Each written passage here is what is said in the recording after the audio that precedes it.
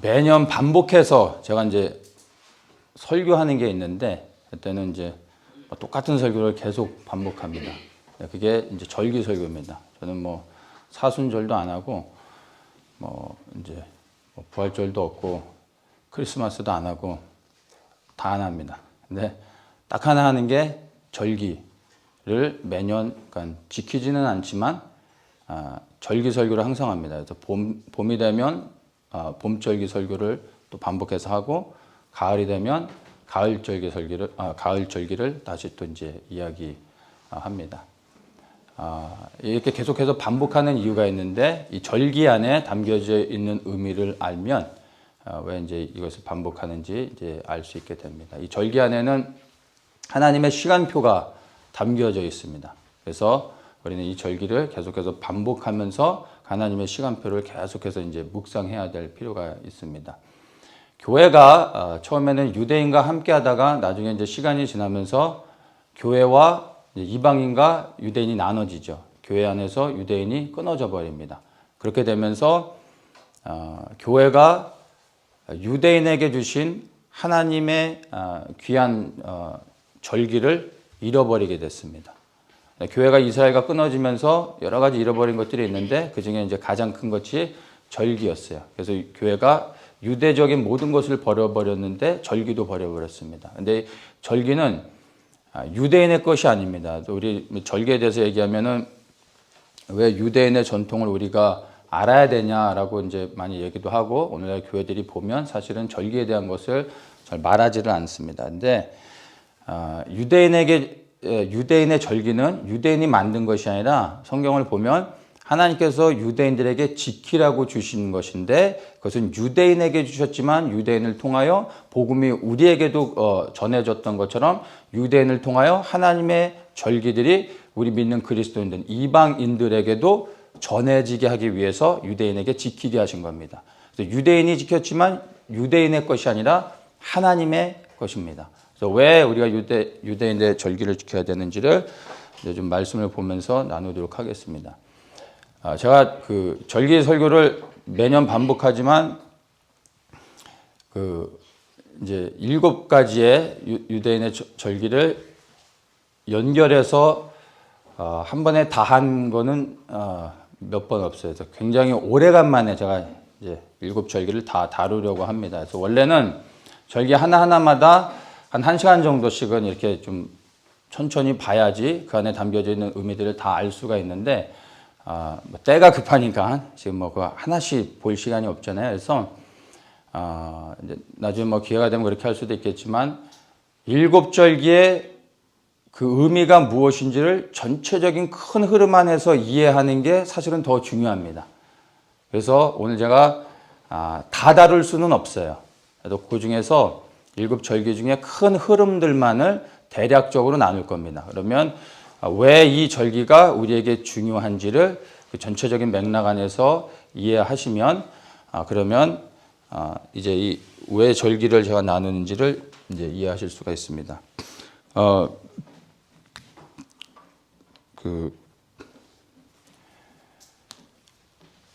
이제 7절기를 이제 이야기하는데 절기를 말할 때 이제 2가지의 단어를 씁니다. 하나는 이제 하그라는 단어를 쓰고 또 하나는 모에드라는 단어를 씁니다. 둘 다 절기라는 의미를 갖고 있는데 이제 하그라는 단어는 출애굽기 12장에 이제 처음 나옵니다. 그래서 출애굽기 12장에 나오는 그 절기를 보면 정확하게는 6월절을 말합니다. 이스라엘 백성들이 이제 애굽에서 이제 6월절을 통해서 애굽을 나오는 일이 있게 되는데 그때 여호와의 절기를 지키는 것, 여호와의 절기를 언급하시는데 그때 그 절기를 하그라고 씁니다. 근데 그 하그는 어떤 의미냐면 7가지의 절기가 있는데 이 7가지 절기 중에서 하나하나의 각각의 절기를 말할 때는 하그라는 단어를 씁니다. 이 하그라는 단어에 담겨져 있는 의미가 축제입니다. 그러니까 이 하그의 절기를 말할 때 여호와의 절기 하그라고 말할 때 그것은 축제가 되는 거예요. 그래서 6월절, 초실절, 그리고 오순절, 그다음에 초막절 이런 각각의 절기를 말할 때 이 절기는 하그가 되는 겁니다. 이거는 축제가 되는 겁니다. 그래서 항상 기뻐하고 즐거워하는 것이 하그가 되는 겁니다. 근데 이제 레위기 23장 2절에 보면 여호와의 절기라는 단어가 또 나오는데 이때 사용하는 여호와의 절기는 하그가 아니라 모에드라는 단어를 씁니다. 근데 이 모에드라고 쓸 때는 의미가 완전히 달라집니다. 이 모에드는 appoint time이라고 해서 하나님이 정하신 시간이라는 의미를 갖고 있습니다. 이 모에드를 언제 쓰냐면 레위기 23장에 보면 여호와의 절기라고 말씀하신 다음에 무엇을 말씀하냐면 6월절부터 시작해가지고 장막절, 초막절까지 가는 7가지의 절기를 쫙 이야기합니다. 그래서 모에드라는 여호와의 절기, 모에드로 이야기할 때 그것은 각각의 절기를 말하는 게 아니라 7가지의 절기를 전체적으로 통틀어서 말할 때 모에드라고 말하는 겁니다. 그래서 여기서는 여호와의 절기, 모에드 이렇게 말합니다. 그래서 하그라고 말할 때와 모에드라고 말할 때 의미가 완전히 달라지는데 우리가 집중해서 보는 것이 모에드인 겁니다. 모에드로서 볼 때 하나님이 정하신 시간, 하나님이 정하신 시즌, 하나님이 정한 어떤 사인 이런 것을 모에드라고 하는 겁니다. 그래서 이 7가지의 절기를 우리가 한눈에 이렇게 쫙 크게 보면 하나님이 각각의 절기를 통하여 무엇을 그 안에다가 계획하셨는지 하나님의 계획과 하나님의 시간표를 발견하게 됩니다. 그러면 그 시간표를 발견했을 때 우리가 살아가고 있는 이 시대가 어떠한 시대인지 그리고 이 시대 가운데 우리가 어떻게 살아야 되는지를 이 절기를 통해서 발견하게 되는 겁니다. 그래서 하그를 보는 게 아니라 모에드의 절기를 우리가 이제 보도록 하겠습니다. 대략적으로 한번 좀 나눠서 보겠습니다. 첫 번째 이제 절기가 6월절이죠.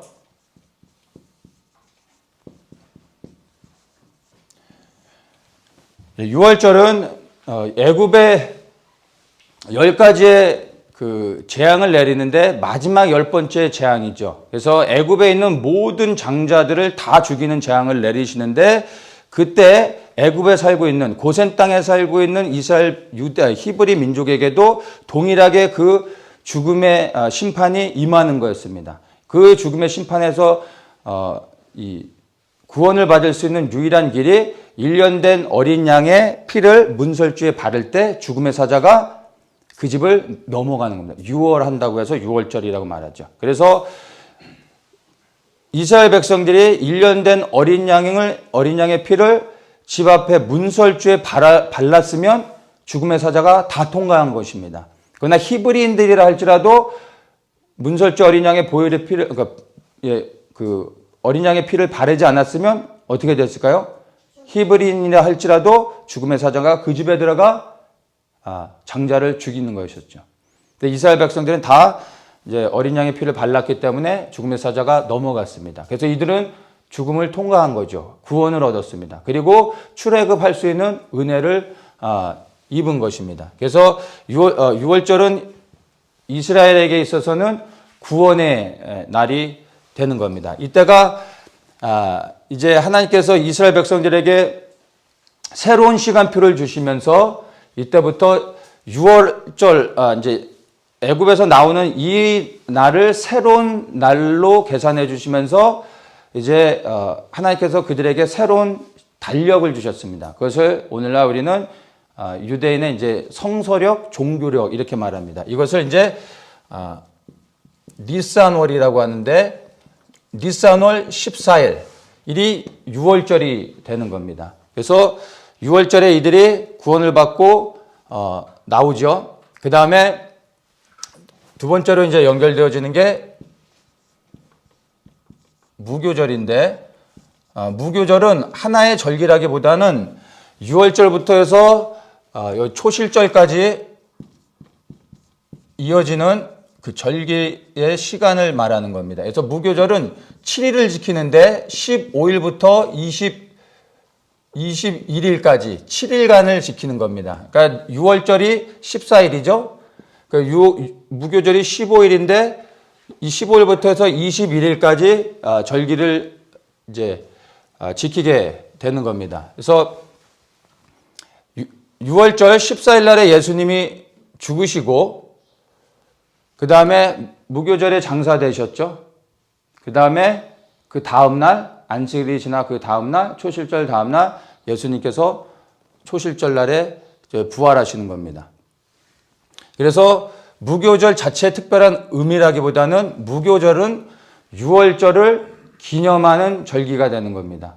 우리를 구원하신 하나님 앞에 감사하면서 그 6월절을 7일 동안 지키면서 하나님 앞에서 기뻐하고 감사하는 건데 이때 무교병을 먹습니다. 무교병이란 누룩이 들어가지 않은 빵을 일주일 동안 먹습니다. 누룩을 완전히 제거한 빵을 먹는 게 7일간의 가장 중요한 핵심이 되는 겁니다. 이 누룩은 죄를 상징하는 겁니다.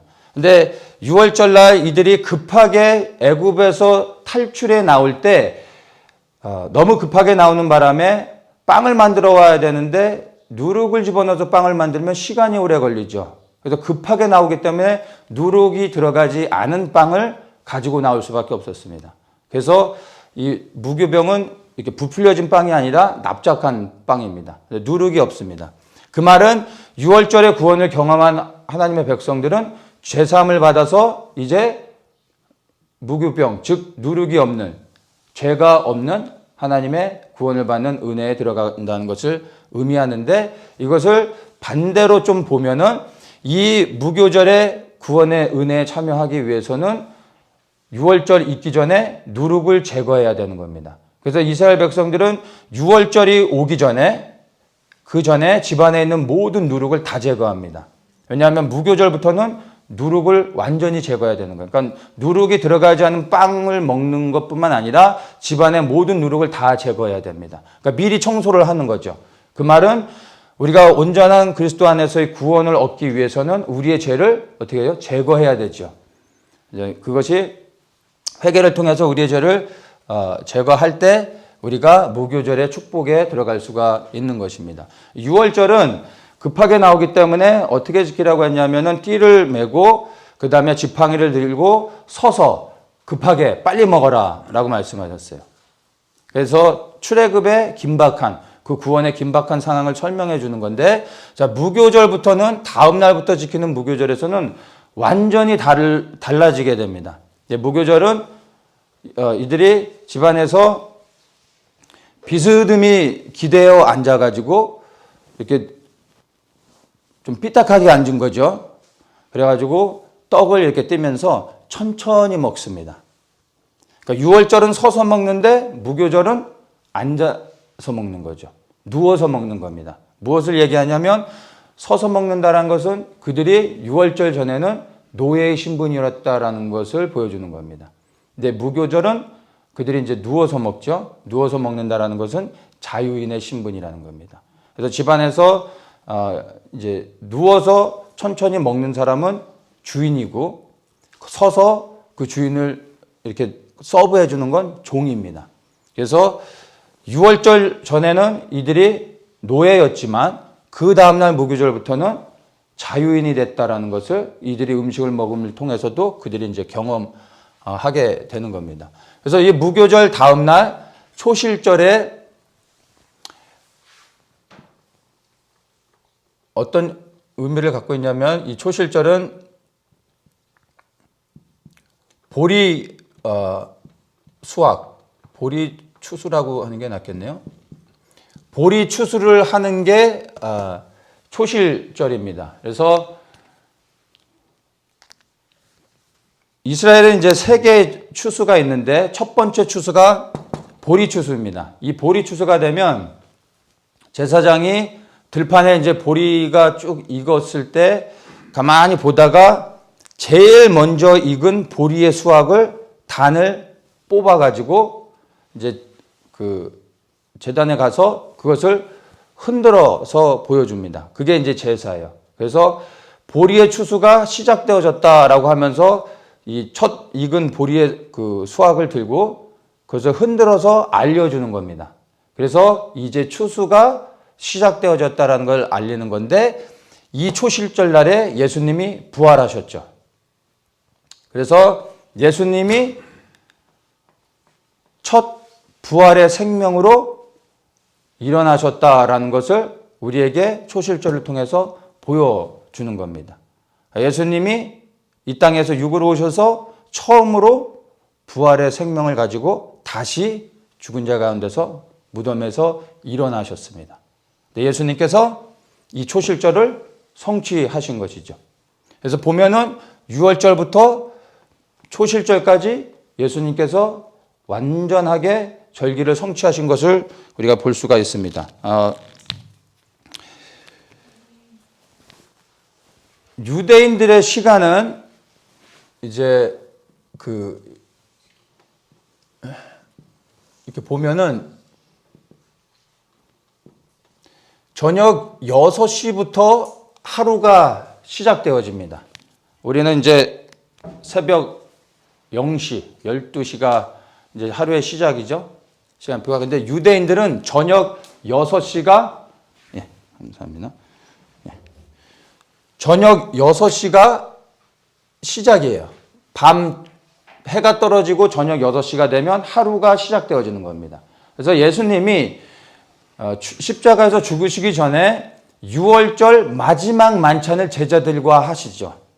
그게 저녁 6시가 돼서 이제 제자들과 6월절 마지막 만찬을 하셨던 거예요. 그 밤에. 그리고 나서 예수님이 어디로 가시죠? 기도하러 겟세마네 동산에 올라가시죠. 그리고 나서 사람들에게 잡혀가죠. 그리고 그 밤에 어디를 갑니까? 대제사장의 집에 끌려가서 신문을 당합니다. 그리고 아침이 돼서 해가 뜨는 아침이 돼서 공회에 잡혀가서 이제 예수님이 심판을 받죠. 그리고 나서 이 공회가 예루살렘 공회가 빌라도에게 예수님을 넘깁니다. 그리고 빌라도가 예수님을 재판하죠.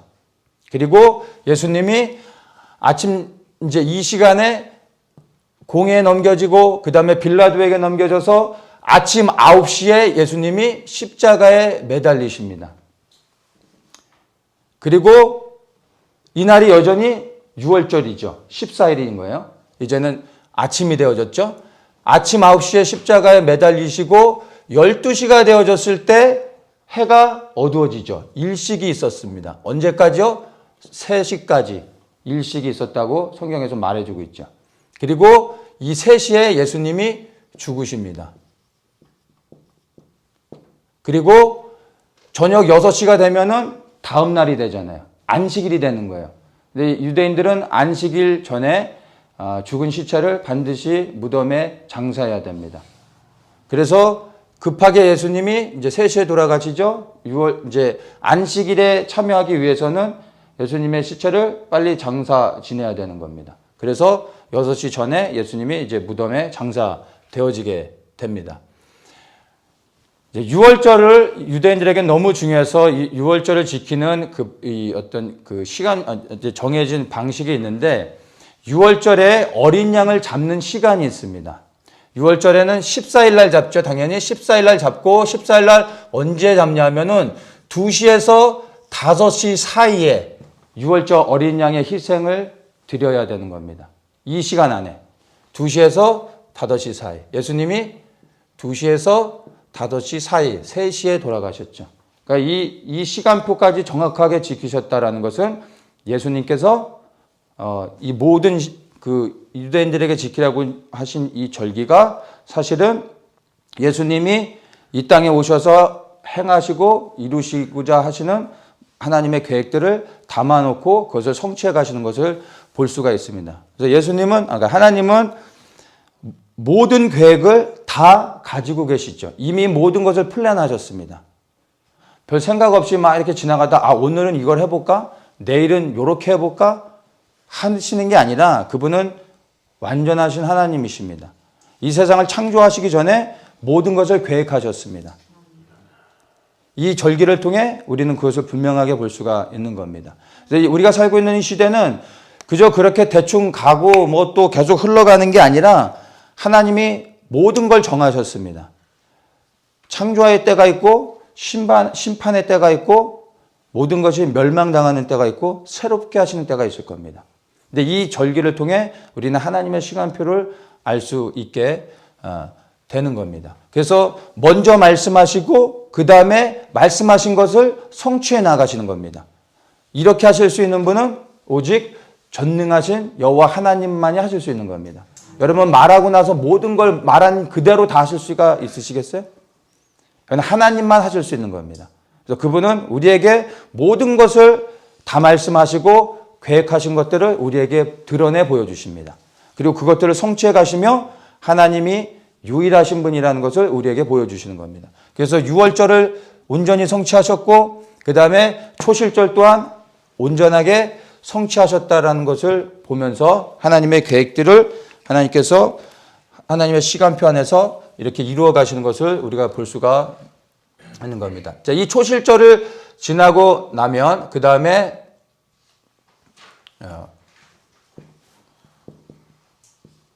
오순절을 지키게 되죠. 이 오순절은 초실절 날로부터 해가지고 이 초실절을 첫날로 해가지고 오순절은 이스라엘이 기본적인 사이클이 7일이죠. 안식일, 6일을 일하고 7일째 안식하는 것. 이게 이스라엘의 모든 계산의 가장 기본이 되는 겁니다. 그래서 7일의 사이클로 돌아가는데 이 오순절은 초실절 날 첫날로부터 해가지고 이제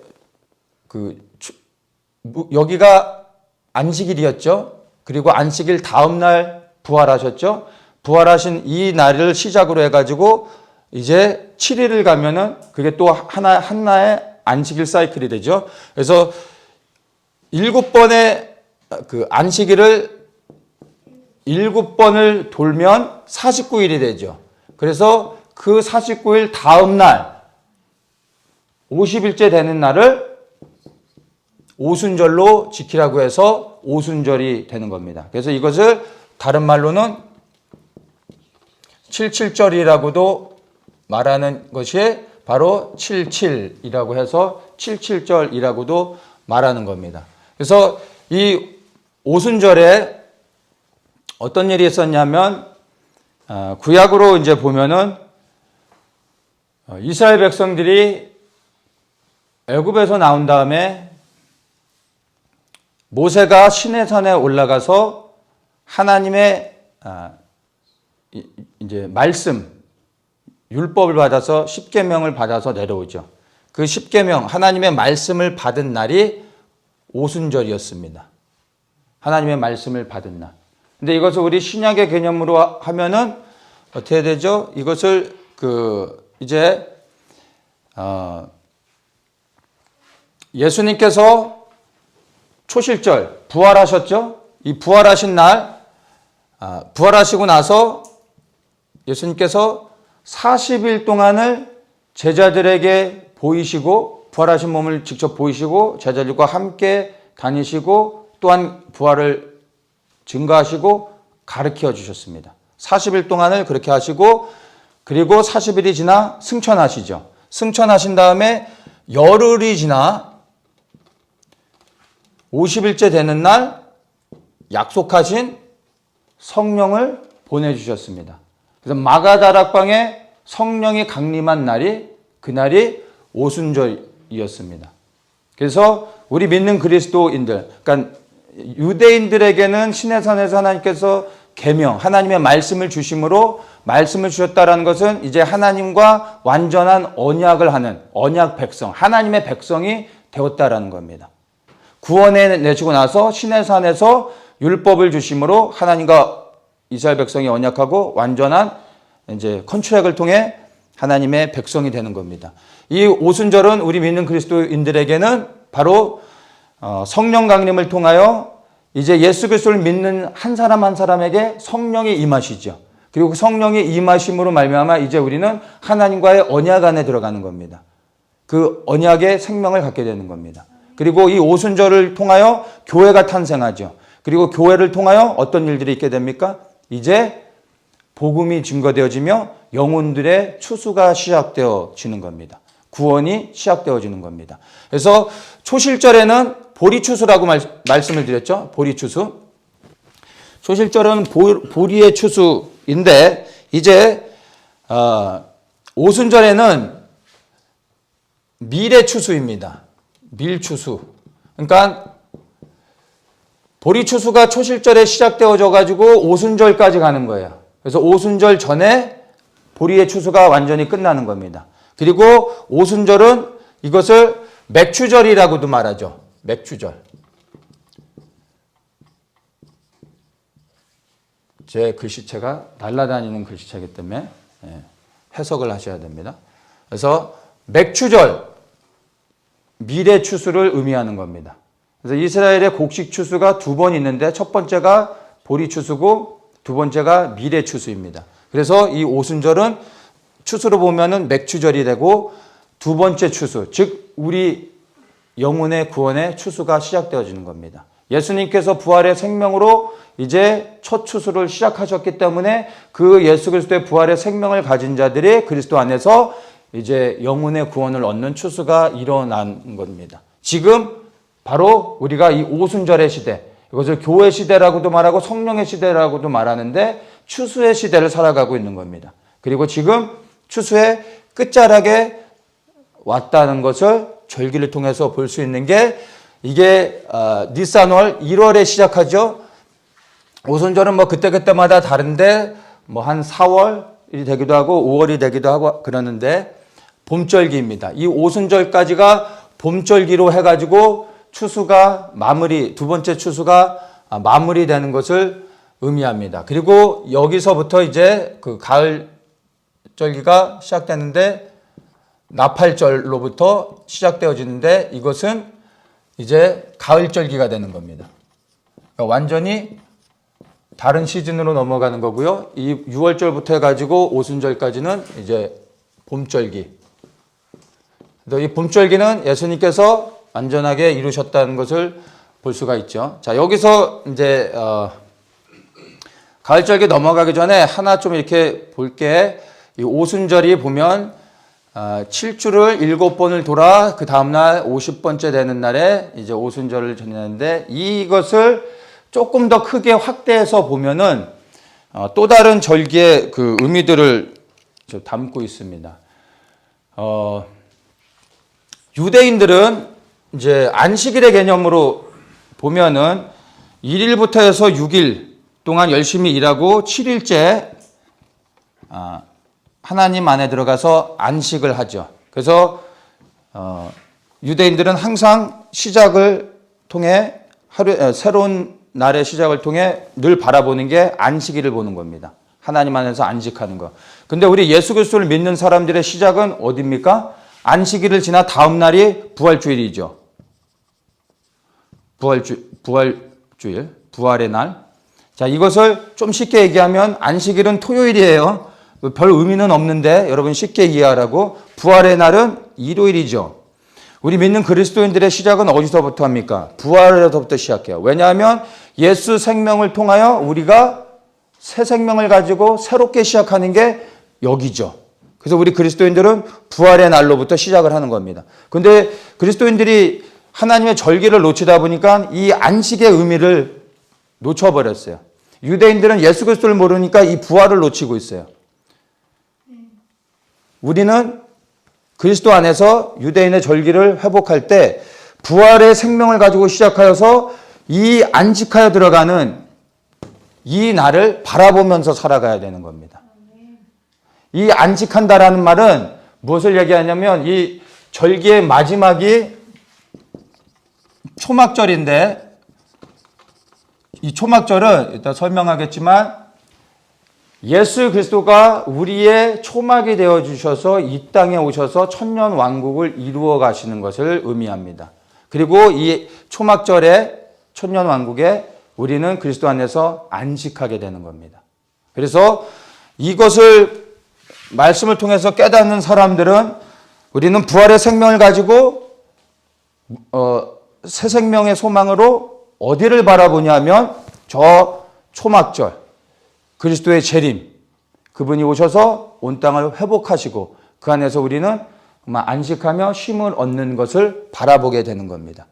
그것이 이제 담겨져 있는 건데, 자, 이 기본적인 사이클에서 이제 오순절 제가 얘기했는데 7번에 7번, 그래서 그 다음날 50이라고 했는데 이것을 조금 확대해서 보면은 안식일의 그 개념이 이스라엘에게 있어서 가장 중요한 그 이제 공식이 되는 거고, 그것을 조금 더 확대하면 안식일에서 안식년의 제도가 있습니다. 이것도 하나의 절기인데, 안식년은 6년을 지나 7번째 해 7년이 될 때 안식년으로 지키게 됩니다. 그 안식년에는 무엇을 하냐면 이스라엘 백성들이 살다가 보면은 뭐 비즈니스를 하다가 실패해서 빚을 질 수 있잖아요.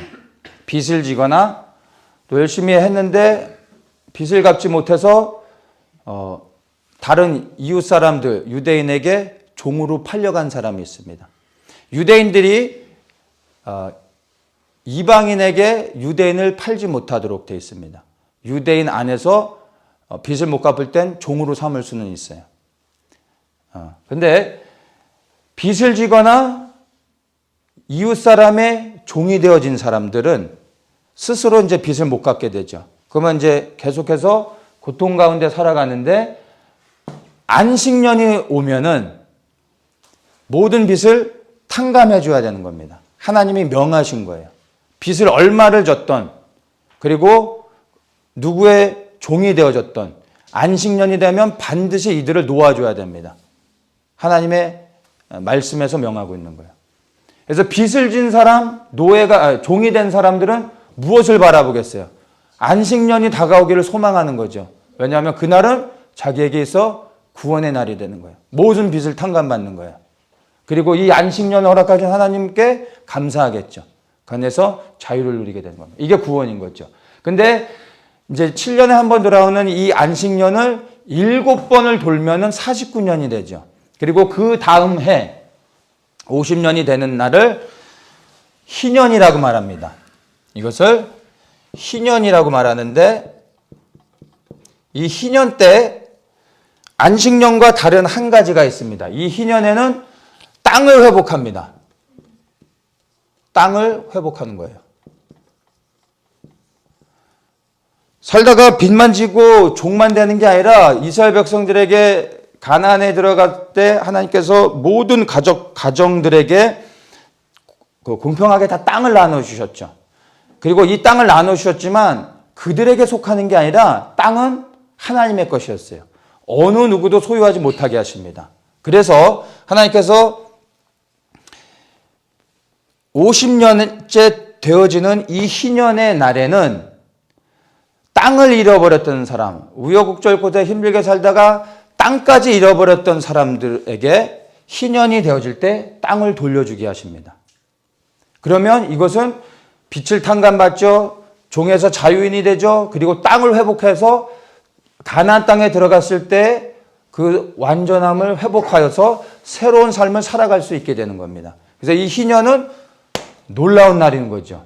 이런 희년의 제도를 하나님께서 만들어서 우리에게 주셨다라는 것은 사실은 이거는 누가 생각할 수 있는 겁니까? 하나님만이 하시는 거죠. 사실은 이 희년의 제도를 유대인에게 주셨지만 세상을 살아가는 우리 모두가 이 희년의 제도를 지켜서 땅을 소유하지 않았다면 오늘날 우리가 너무 힘들게 일하지 않아도 사실은 다 가난한 사람도 있고 부유한 사람도 있겠지만 모든 사람들이 살아가는데 부족함이 없이 살아갈 수 있었을 겁니다.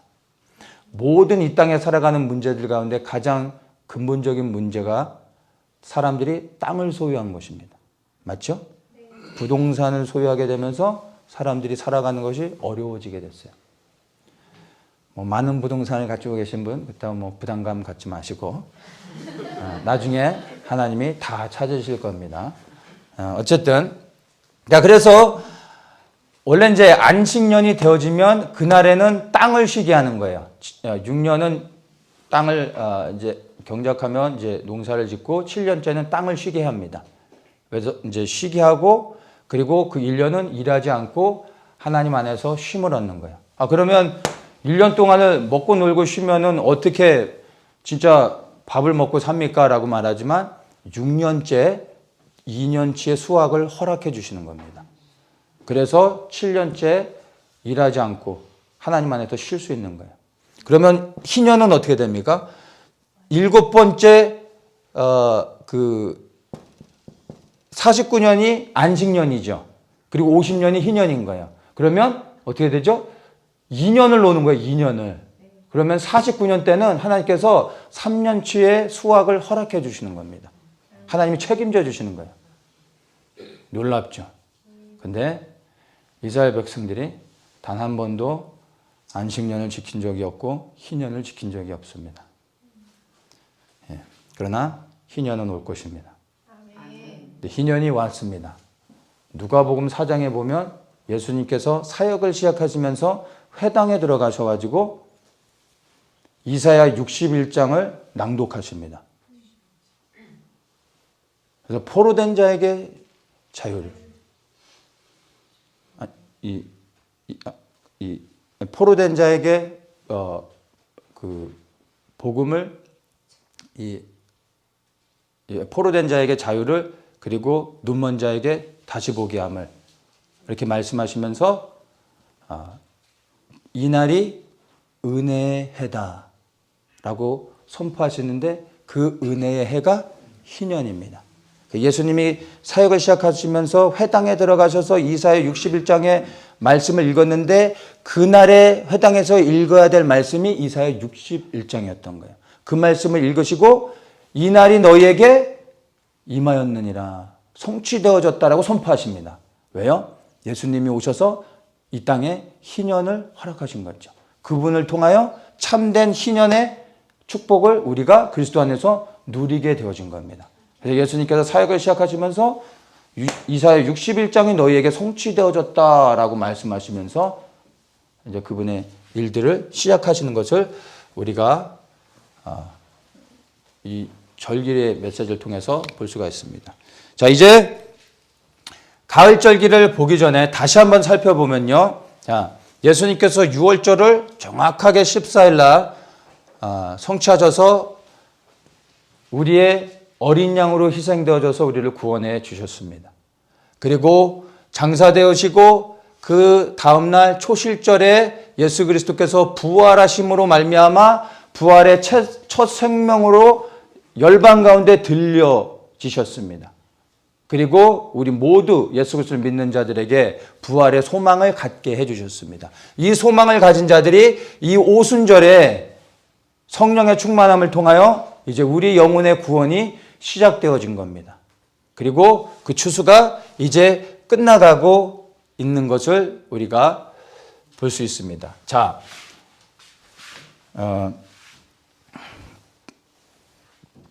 인류의 역사를 사람들마다 다르게 계산하지만 성경적으로 보면은 인류의 역사는 6,000년입니다. 4,000년이 시간이 구약의 시간이었습니다. 그리고 2,000년의 시간이 흘러왔습니다. 이 2,000년의 시간은 신약이죠. 예수 그리스도께서 이 땅에 오신 이후로부터 지금 우리가 살아가고 있는 시대까지 2,000년의 시간이 채워져 가고 있습니다. 이것이 이 봄절기의 시간에 이루어지고 있는 것이고, 그리고 이 가을절기는 예수 그리스도께서 이 땅에 오셔서 이루어지는 천년왕국, 천년왕국을 상징하는데 이 천년왕국은 말 그대로 1,000년 동안 예수 그리스도께서 이 땅의 왕이 돼서 통치하시는 기간을 말합니다. 그래서 이 땅에서의 삶이 6,000년이 되어지고 그리스도께서 재림하셔서 1,000년의 왕국을 이뤄서 7,000년의 역사가 하나님께서 이 세상 가운데 정하신 시간인 것을 절기를 통해서 볼 수가 있습니다. 그러면 우리가 첫 번째 추수가 초실절, 이것은 예수 그리스도가 부활의 첫 생명이 되신 거고, 오순절, 이 맥주절에 우리의 추수가 이루어지고 있습니다. 지난 2000년 시간 동안에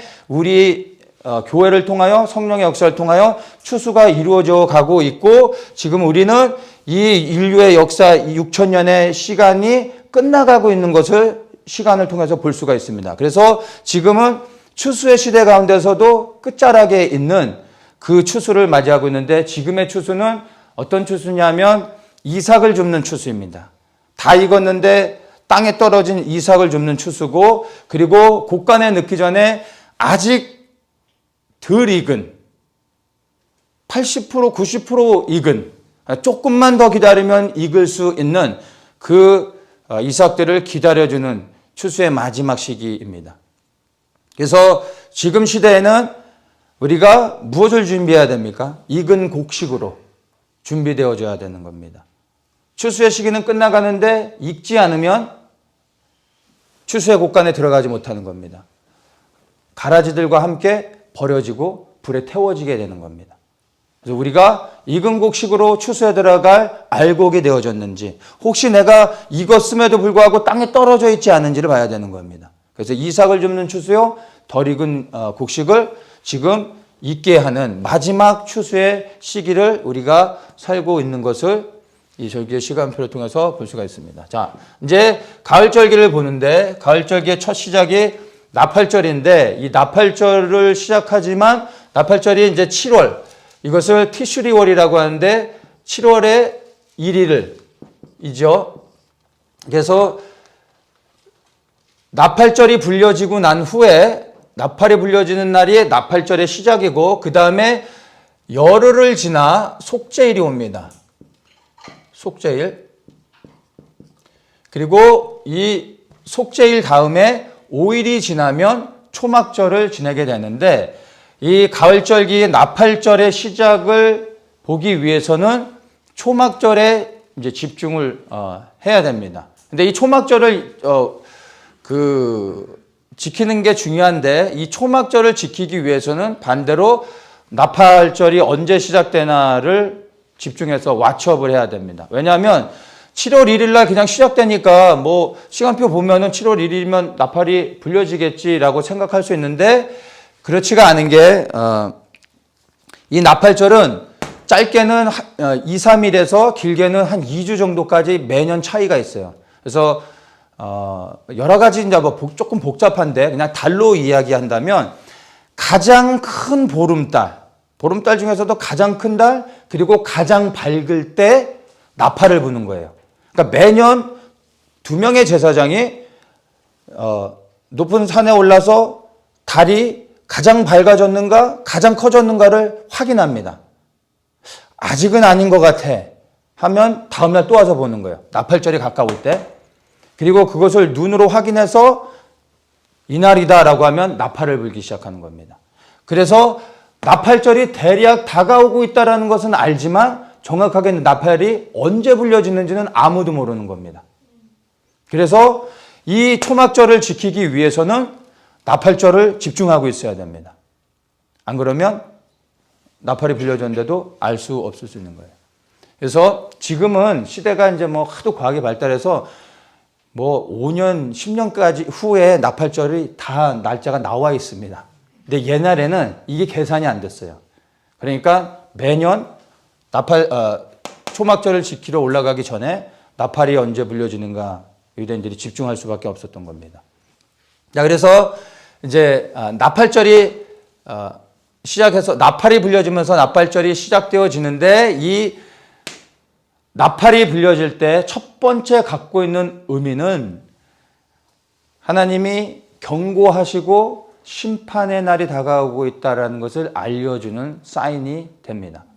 그래서 나팔절이 시작되면 유대인들은 심판이 다가오고 있구나라는 것을 생각하면서 열흘 동안 속죄일이 오기 전까지 그들은 자신의 죄를 회개하면서 나아갑니다. 그래서 10일 동안 개인의 죄를 계속 회개하다가 누구에게 잘못한 게 생각이 나면 그 사람에게 찾아가서 용서를 구합니다. 서로 또 용서해 줘야 됩니다. 왜냐하면 이 죄를 온전히 사함받는 날이 속죄일이에요. 이 속죄일에 1년 동안의 모든 죄를 사함을 받게 됩니다.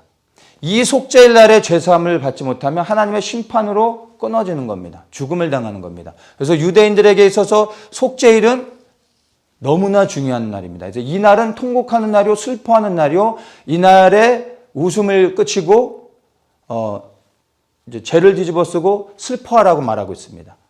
그래서 그날에 우는 자들을 돌로 쳐 죽이라고 말하죠.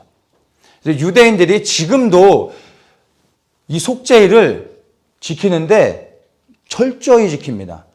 전 세계에서 유일하게 속죄일 날에는 이스라엘은 비행기도 다 끊어버립니다. 뜨지도 못하고 내려오지도 못해요. 그날은 다른 나라에서도 오지도 못하고 나가지도 못합니다. 비행기까지 완전히 끊을 정도로 이 속죄일 날에는 완전한 하루를 금식하면서 온전히 죄를 회개하면서 보냅니다. 그래서 24시간 하루를 금식하는 게 아니라 25시간을 금식합니다. 저녁 6시에 금식이 시작인데 30분 땡겨 5시 반부터 금식을 합니다. 그리고 다음날 저녁 6시까지인데 30분 연장해서 8시 30분까지 합니다. 30분을 더 앞뒤로 연장하는 건 혹시라도 온전한 금식을 해야 죄사함을 받는데 시간을 잘못 계산했다가 내가 온전한 금식을 못할까 봐 두려워서 앞으로 30분, 뒤로 30분을 더 애드해가지고 25시간을 금식합니다. 그래서 저도 절기는 제가 이제 늘 말씀을 나누지만 실제 이제 절기는 그 절기를 따라서 지키지는 않는데 언제 한번 6월절부터 해서 그 7절기를 제가 다 우리 성도들과 하려고는 하는데 뭐 바쁘다 보니까 절기를 못 해. 한번 해보려고 하는데 근데 제가 교회적으로 절기 중에서 하나를 지키는 게 이 속죄일입니다. 그래서 이 속죄일 날에는 교회적으로 금식을 선포하고 25시간을 온 교회 성도들, 그때 우리 애들까지도 다 금식합니다. 그래서 이제 이 속죄일에 이 의미들을 생각하면서 하나님께 죄를 회개하고 나아가는데 이 속죄일은 개인의 죄를 회개하며 나아갈 뿐만 아니라 사실 이 속죄일의 가장 중요한 것은 이 속죄일이 나라와 민족의 죄를 회개하여 죄사함을 받는 날입니다. 그래서 대제사장이 유일하게 1년에 단 한 번 지성소에 들어갈 수 있는 날이 이 날입니다. 그 지성소에 들어가 하나님을 대면하고 그곳에 이제 피를 뿌리며 이제 성전을 정결케 하는 일이 바로 이 속죄일에 있게 되는 겁니다. 그래서 나팔절로부터 해서 이제 이렇게 속죄일이 이어지는데 이 나팔절이 갖고 있는 여러 가지 의미가 있어요. 이스라엘의 나팔이 이제 종류가 굉장히 많은데 다양한 거로 이제 나팔을 만들어서 부는데 이 나팔절에 부는 나팔은 다른 나팔이 아니라 뿔나팔입니다. 숫 양의 뿔로 만든 나팔을 불어야 됩니다. 다른 나팔은 허용이 안 됩니다. 근데 이스라엘에서 다양한 나팔을 가지고 다양한 방법으로 나팔을 부는데 뿔나팔을 불 때 그 뿔나팔의 의미가 있어요. 이 뿔나팔을 아무 때나 부는 게 아니라 불어야 될 때가 있습니다. 그래서 이 나팔절은 뿔나팔을 부는데 그러면 이 나팔절의 의미가 무엇인지를 알기 위해선 뿔나팔로 언제 하는지를 보면은 이제 알 수가 있죠. 자,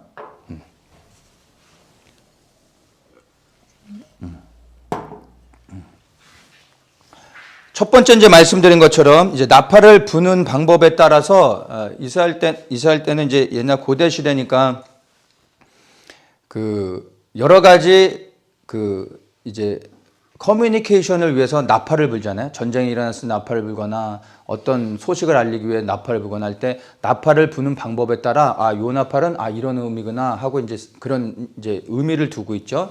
근데 이제 이 뿔나팔을 불 때 첫 번째 의미가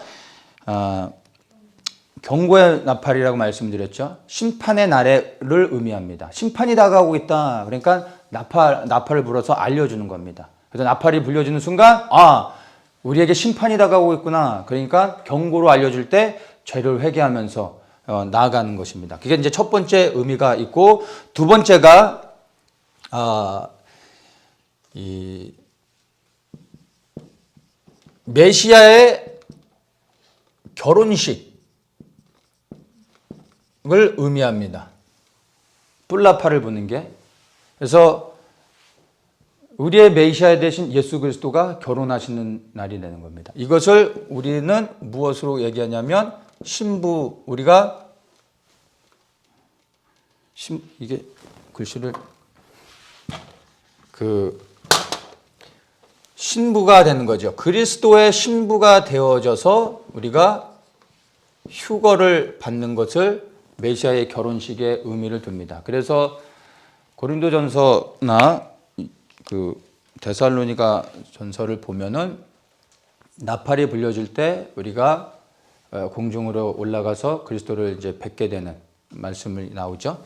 그래서 나팔이 불려질 때 휴거의 사건이 있다라는 것을 이제 생각합니다.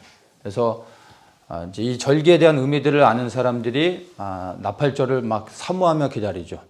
휴거를 받기 위해 신부가 되고 2017년이 70번째 맞이하는 희년이었습니다. 그래서 이 희년의 날에 70번은 완전한 것을 성취하는 것을 의미하니까 사람들이 2017년에 나팔절에 휴거가 있을 거를 간절히 사모하면서 기다렸던 사람들이 많이 있었습니다. 17년에 그런 것이 있었던 걸 아십니까? 모르셨던 분들 그냥 사셨겠죠. 그날 휴가가 있었으면 큰일 날 뻔했죠. 근데 적당히 알면은 그렇게 되는 겁니다. 나팔이 불려지면 그것은 또 휴거를 알리는 사인이 되고 휴거의 사건은 반드시 있을 것인데 그 정확한 휴거의 날은 알 수 없습니다. 숨겨진 날입니다. 그래서 뿔나팔을 불 때 그 담겨진 의미가 뭐냐면은 숨겨진 날이라는 메시지가 나팔절에 담겨져 있습니다. 이 말은 나팔이 불려지는 정확한 시간을 알 수 없다라는 뜻입니다. 그래서 우리가 지금 절기를 계산하고 나팔절과 속죄일, 초막절 이걸 매년 이제 이 데이터를 통해서 이제는 정확하게 나오는데 우리가 지키는 나팔절의 시간표가 진짜 하나님이 계산했을 때의 시간표인지 우리는 사실은 알 수가 없는 겁니다. 그래서 반드시 하나님의 시간표 안에서 나팔절의 역사가 일어나고 속죄일 그리고 초막절 해서 예수 그리스도가 재림하시는 건 분명히 있는 날인데 정확하게 그 나팔이 언제인지는 우리는 알 수 없다는 겁니다. 숨겨졌다라는 거예요. 그래서 이 말씀 안에 나팔절에 담겨져 있는 의미가 바로 숨겨졌기 때문에 반드시 나팔이 불려질 때 우리가 휴거되는 일이 있겠지만 그날은 알 수 없는 겁니다. 대신 우리가 그날이 있다는 것을 기억하면서 우리가 항상 신부로 준비되어지는 것들이 필요하겠죠. 그 다음에 이 뿔나팔을 부는 것의 또 다른 의미가 이 메시아의 대관식이라고 해가지고 왕으로 임명을 받는 것이 있습니다. 그래서 이것은 예수 그리스도의 재림을 상징하고 이 땅에 오셔서 예수님께서 천년왕국을 이루시는 것을 의미하죠.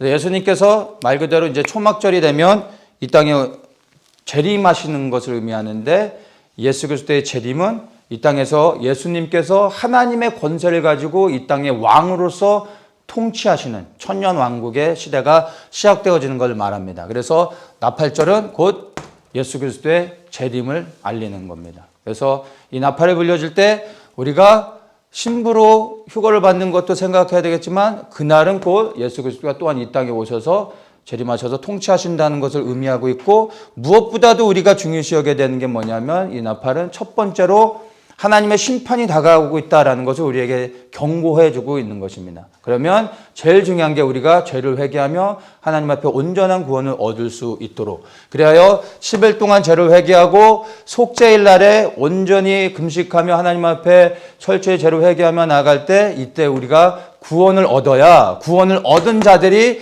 5일을 지나 초막절에 즐거운 마지막 추수의 이 절기의 성취를 이루는 이 초막절에 들어가서 기뻐하고 즐거워하며 이 잔치를 누릴 수 있다는 것입니다. 여기 한 가지 또 이제 담긴 의미가 의인이 부활하는 날이라는 이 나팔의 의미가 있는데 이 나팔이 불려질 때 우리가 호련히 변화되어 영과 혼과 육의 온전한 부활의 생명을 얻게 됐죠. 그래서 이 나팔이 담고 있는 여러 가지 많은 의미가 있고 그 나팔이 불려져 10일 지나 이제 초막절이 오게 됩니다. 근데 이제 마지막 초막절을 보면 이 초막절을 뭐 장막절이라고도 말하는데 같은 의미예요. 초막절, 장막절 말 그대로 같은 말인데 나팔절 쭉 연결하면서 이제 말씀을 드렸죠. 이 날은 예수님께서 실제로 이 땅 가운데 오셔서 우리의 장막이 되어 주셔서 우리가 그 장막 안에 거하면서 살아가는 천년 왕국인데,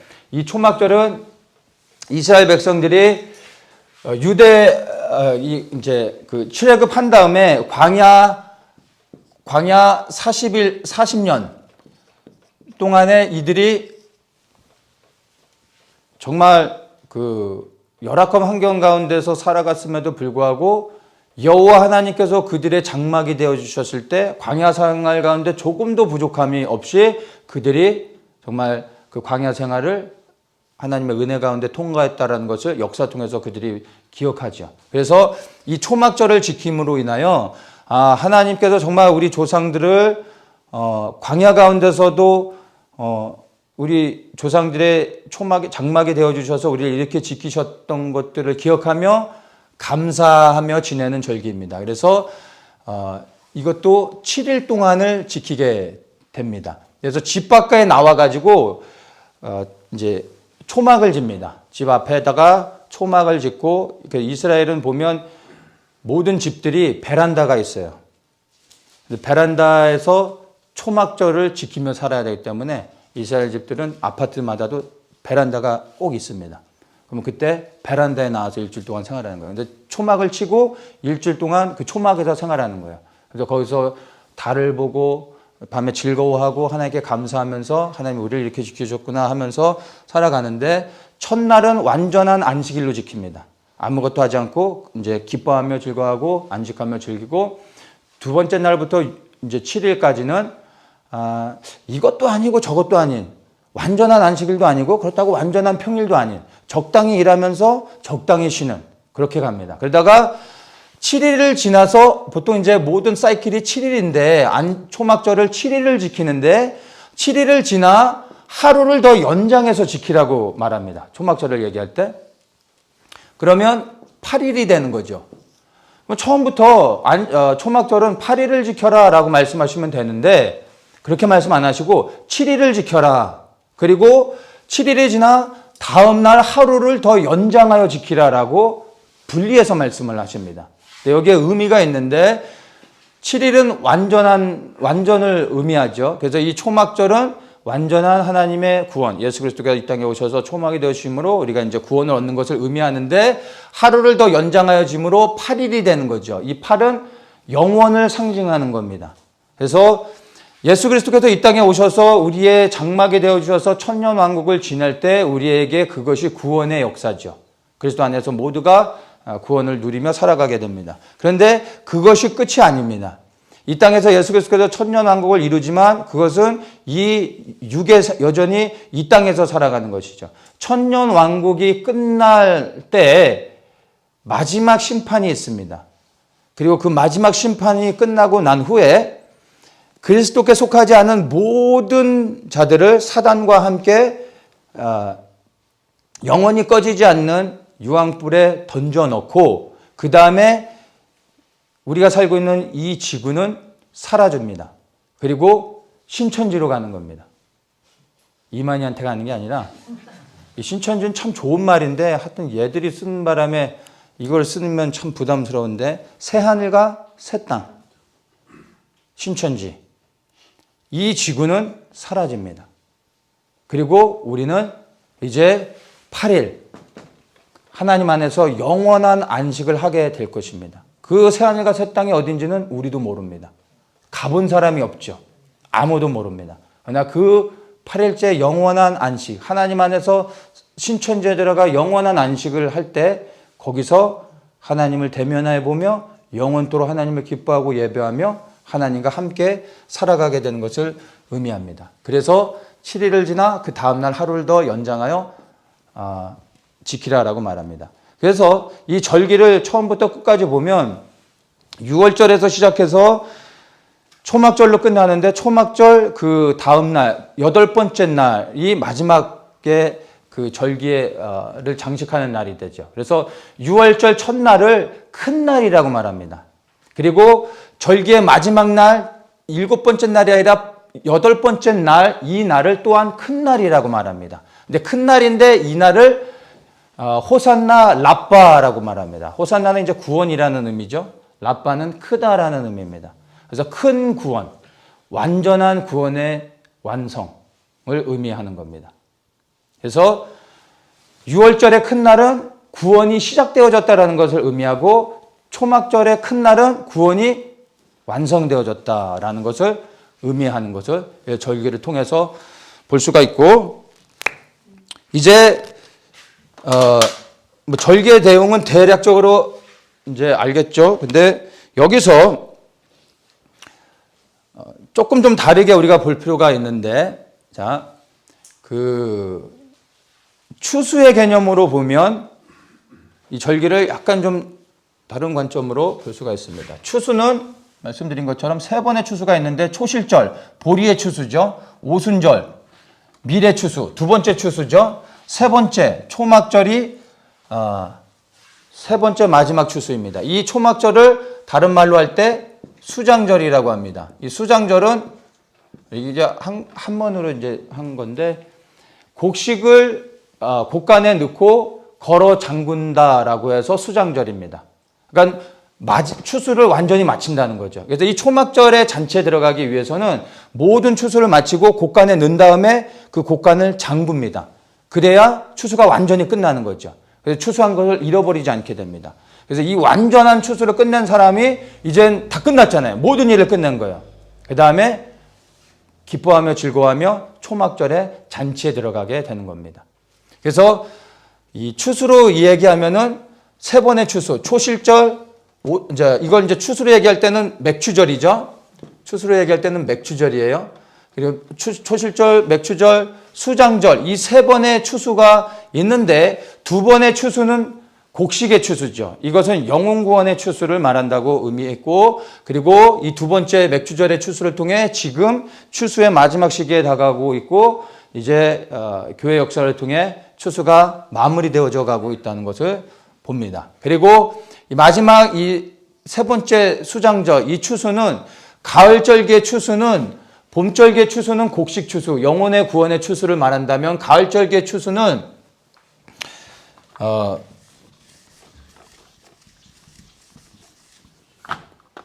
과일 추수를 의미합니다.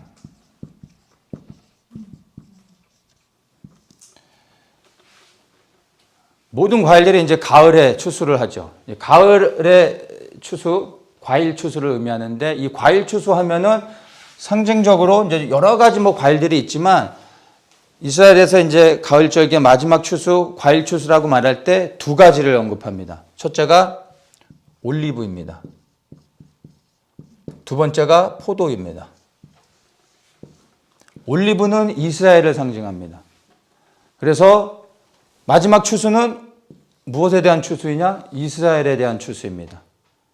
그래서 이제 한 일해가 시작되어지면 환란이 시작되어지죠. 후 3년 만에 극심한 환란이 시작되어지는데, 그 환란은 하나님의 백성 이스라엘 올리브를 추수하기 위한 시간입니다. 근데 이 추수를 위해서 하나님께서 환란을 주실 수밖에 없는 겁니다. 환란이 아니고서는 이스라엘 백성들이 하나님께 돌아오지 않습니다. 환란을 통하여 이스라엘 백성들을 이제 추수가 되어줄 수 있도록 준비시키는 겁니다. 그래서 이것을 야곱의 환란이라고 말하는 겁니다. 야곱의 환란이라 말하면 이방인을 얘기하는 게 아니라 하나님의 백성 이스라엘을 의미하는 겁니다. 그래서 마지막 추수는 어디에 초점을 맞추느냐? 올리브, 이스라엘입니다.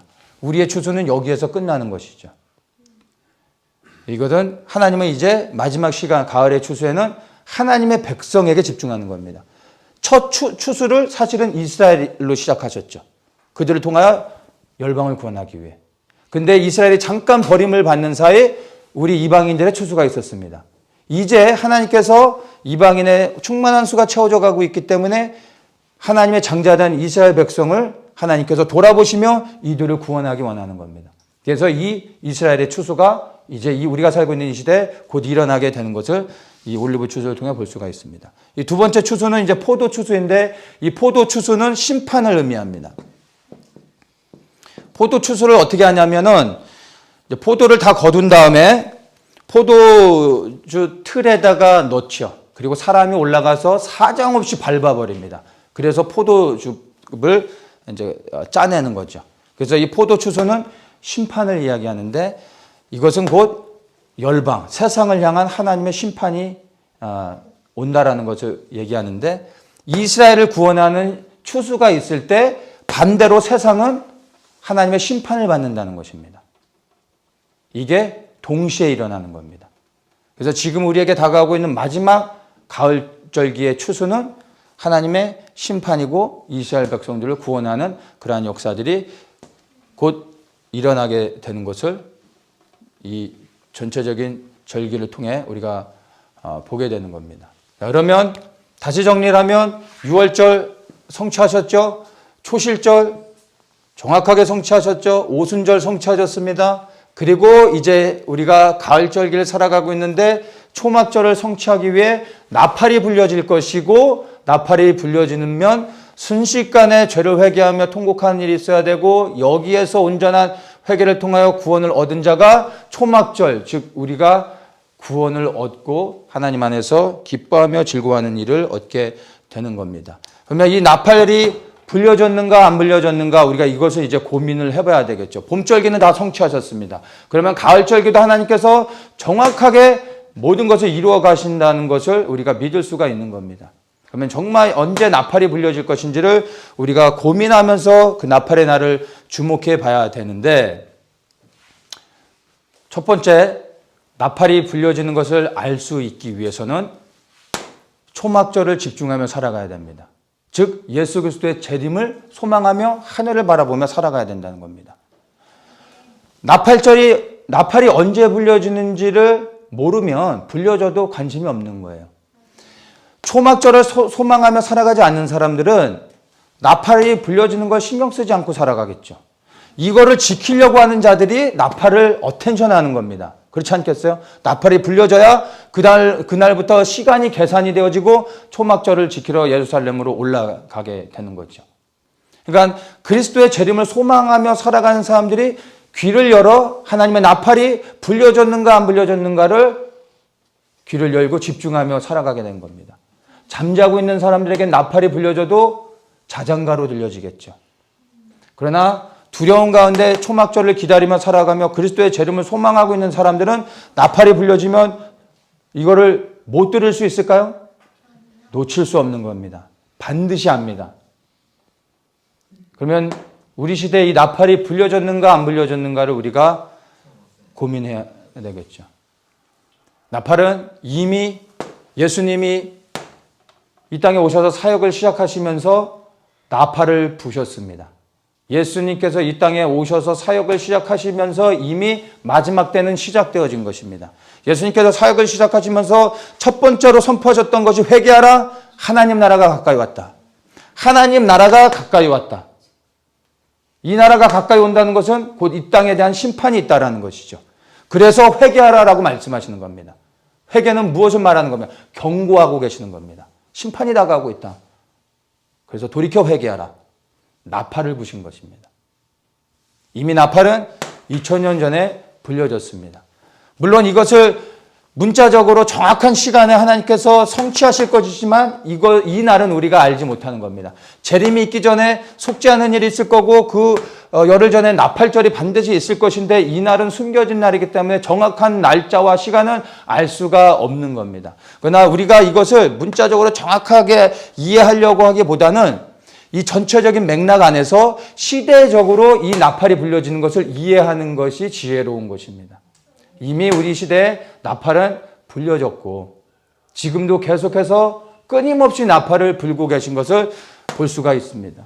마태복음 24장에서 얘기하죠. 제자들이 세상 끝날의 징조에 대해서 묻습니다. 초막절이 언제 오느냐는 거죠. 예수님이 언제 재림하시냐는 거예요. 예수님이 말씀하시죠. 첫 번째, 사람의 미혹이 있을 것이다. 여기엔 많은 의미가 담겨져 있는데 여기서 넘어가고 그 다음에 이제 또 말씀하셨던 것이 난리와 난리의 소문이 있을 것이라고 말합니다. 전쟁과 전쟁의 소문을 말하죠. 민족이 그리고 나라가 나라를 대적한다. 민족은 이방 나라들 간의 전쟁을 말합니다.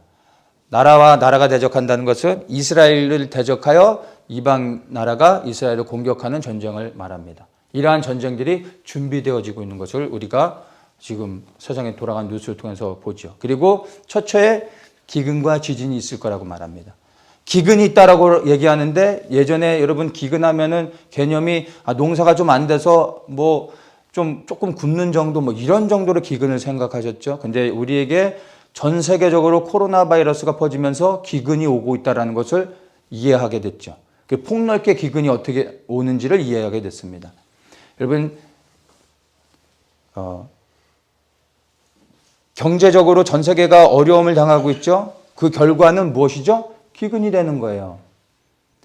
이 코로나 바이러스처럼 이 여러 가지 전염병들이 전 세계를 휩쓸 때 결국엔 물가가 올라가죠.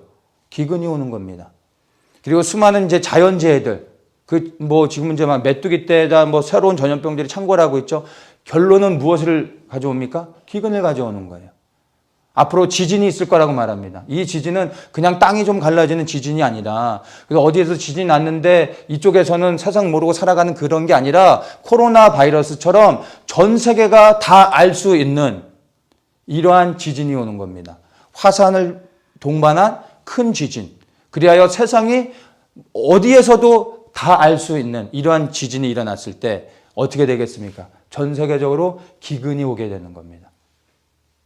그리고 지금 우리가 살아가고 있는 시대 가운데 수많은 것을 통하여 사건들을 통하여 자연을 통하여 또 선지자들의 입을 통하여 나팔이 불려지고 있는 것을 나팔을 계속 불고 있는 것을 우리가 정말로 그리스도의 재림을 소망하며 살고 있다면 놓칠 수 없는 겁니다.